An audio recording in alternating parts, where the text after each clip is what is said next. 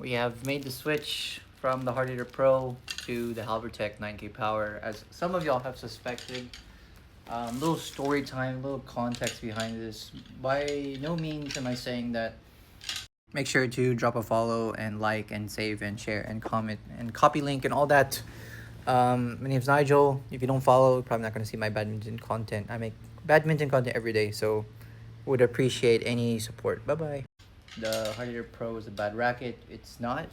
All of my reviews of it are still standing still, and in fact, like people are still buying it. Like this is brand new. I'm gonna bring it home when I come back next month, and some people are buying my used rackets as well. So appreciate that. But um, why did I make the switch? So if you know why I switched from the 1000Z to the Apex Hard Hitter Pro in the first place, it was because I realized I needed something flexier. What I needed help with at that time was access of power, ease of use, right? Um, and you can tell because like my swing was really bad, right? The wind was still there, my set was incorrect. I wasn't up here in my prep, I was like down here using my arm instead of like better utilizing the rotation in, the trunk and the legs, the hips, all that. um with more training, with work with a new SNC coach I'm working with a lot of private sessions with Rasindu, who has been instrumental in my explosive progress, especially in the last few months. Um, the priorities have kind of shifted. It's not necessarily that I've gotten stronger in the last few months. It's more so I'm able to tap in and unlock a lot more of the power that was already there, right? Because I've been training in Malaysia for I think now it's 8 months straight. Been working out in the gym super hard, so obviously there's like a level of physical that wasn't being tapped in because of the bad technique. Now that the technique has changed a lot, I no longer need the same assistance as I do with power, and I'm still going back to that control play style I usually play. And if you watched my original review of the Halbertech 9K Power, I said something along the lines of like, this is the racket I would want to eventually be able to handle.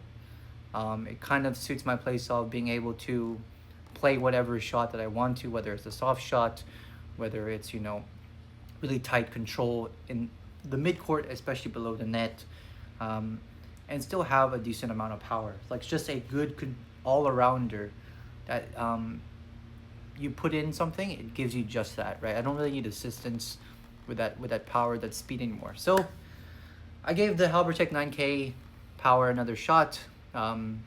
Decided like, yeah, this is probably going to be a more suitable platform for me moving forward. So had been slowly accumulating them, and we are at 4 frames now, which is probably going to be enough. These do not seem as fragile as the 1000Z, which, oh yeah, why did I not just go back to the 1000Z?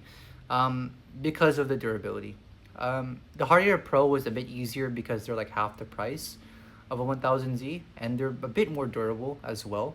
So even if they broke, like it wasn't as painful or as annoying on the wallet. 1000Z is like if they broke, they're super fragile and like they're very expensive, even in Malaysia. So I was like, yeah, no, I don't want to go back to the 1000Z.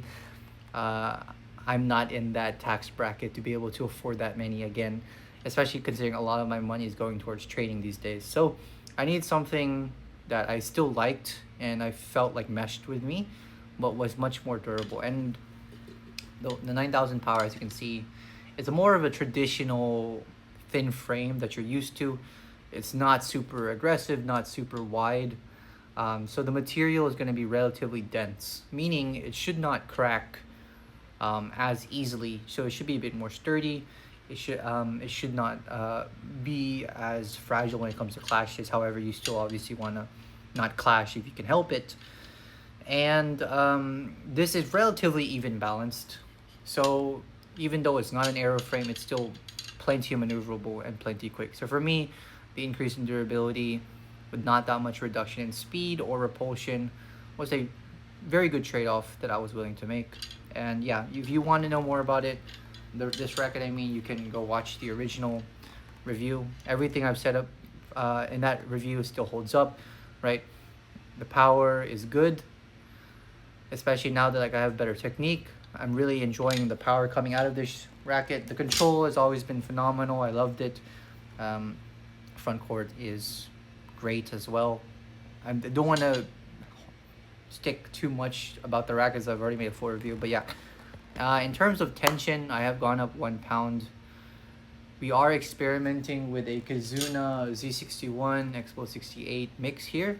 I don't think I'll switch simply because it's very similar to Expo 63, but Kizuna is not as available readily. And like for example, when I'm with my girlfriend and she strings my racket, she doesn't have Kizuna, so the pricing is not that much cheaper. It's not as available. I might probably just stick with Expo 63. I'll need to use this a bit more and compare them to the original hybrid setup I've been using for a while to kind of get a better feel for it.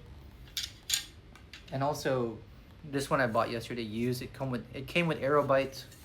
I still think my X-Volt hybrid setup is better, but Aerobyte has been fun to play with. But yeah, that's besides the point. I'm just rambling at this point. But yeah, that is the setup details. So again, for you, G6 leading Halbertech 9000 power, 27 by 29 string, Expo 68 on the mains, Expo 63 on the cross.